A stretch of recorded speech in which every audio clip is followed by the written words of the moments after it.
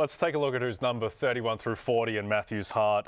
Headlined by Chase Brown at 31, then Garrett Wilson, Tyreek Hill, who we'll talk about, Terry McLaurin, DJ Moore, Super Bowl MVP Jalen Hurts, Marvin Harrison Jr. looking for a bounce-back season, Joe Mixon, James Cook, and the eternal Mike Evans at number 40. But let's start off, Matthew, with Tyreek Hill. And we heard from Tyreek Hill on Radio Row saying that he's going to have a bounce-back season. Yep. Question for you. Yes, sir. What number was I in fantasy football? This year, on a points per game basis? Don't break my heart. It was probably like 30s. Yeah, somewhere. 30? Yeah. That's the thing, though. Because you were That's hurt. the thing, though. Because you were hurt. This is the thing. We talked about this before. You're going to be a value now because. Yeah. Everybody drafted me high last year. Right. You were it might top be a 5 couple pick. rounds You're back. always a top 5 pick. You know Yeah. that. Yeah. Okay. We're going to catch you on the value end now. But see, you said you're getting faster. Last year, you were wide receiver 29 in fantasy football. So bro. Yeah. What do you, so make a prediction right now, Tyreek. Make a prediction right now. What are you next year? Your wide receiver what? Top 3. Okay, well, There you go. Matthews doesn't have him top 3. He's got him wide receiver 16, but that's okay. It's not that long ago that Christian McCaffrey and Tyreek Hill were 1 and 2 in Offensive Player of the Year a year ago. Now they've obviously both slid as they get older and dealt with injuries. But Tyreek Hill, do you suspect that you're going to be coming out of a lot of drafts with him because of the upside? Yeah, I mean, I just think it's worth a gamble, right? Like the downside of Tyreek Hill, which is what we saw last year, right? Only 4 weeks where he finished as a top 12 fantasy wide receiver. He had fewer points per game than guys like Juwan Jennings, Jacoby Myers, Adam Thielen, and Josh Downs. And yet, to your point, this is a guy that was a consensus top 5 overall pick just a year ago.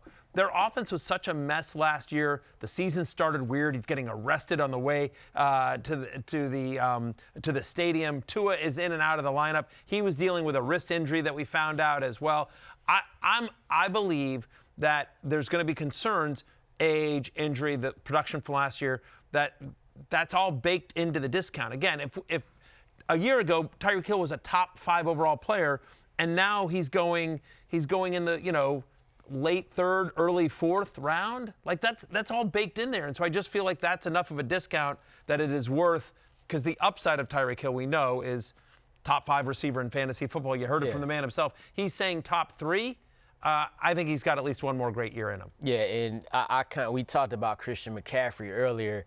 I don't know that I would, be dependent on a Tyreek Hill or a Christian McCaffrey, but you best believe I'm drafting both of them, especially catching them on the value. What's interesting about him in 2024, he had 123 targets. That's the least amount of targets he's had in the season since 2020.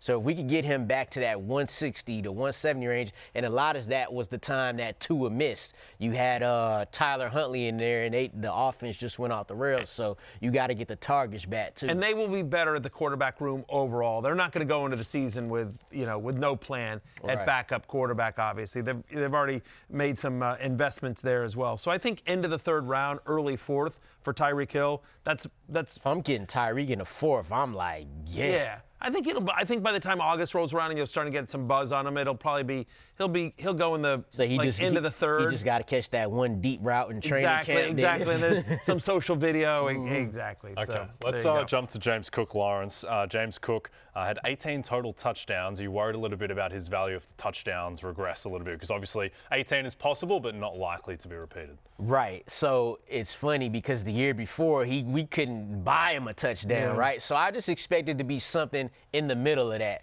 right? This is the Bills offense. You got Josh Allen, the MVP at quarterback. You're going to be around the end zone. The thing about James Cook is he's one of those running backs who breaks those long runs too, so you love that. He doesn't need to be at the goal line to score. He only had an 8% target share. That was 38 amongst running backs, but again, the touchdowns kind of helped that out there. So while I don't expect 18 total touchdowns, he could do it again, but you don't want to go into a season expecting that, but still he could get you to double-digit touchdowns. Here's the concern. This is a crazy stat for you, right?